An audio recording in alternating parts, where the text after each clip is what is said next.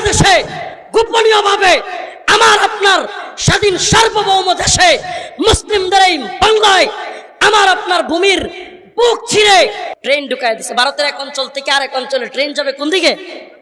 হায় হায়, এরা কারা? যারা আমাদেরকে সীমান্তে গুলি করে মারে। এরা কারা? যারা আমাদেরকে পানি ছেড়ে দিয়া বন্যায় বসায় মারে। আমাদেরকে অবশ্যই শত্রু মিত্র চিনতে হবে, বন্ধু কারা শত্রু কারা আমাদেরকে অবশ্যই অবশ্যই চিনতে হবে। আমাদেরকে এক বাক্যে আওয়াজ তুলতে হবে, বাংলাদেশের বুক দিয়ে ইন্ডিয়ার হিন্দুত্ববাদীদের ট্রেন চলতে দেওয়া হবে না।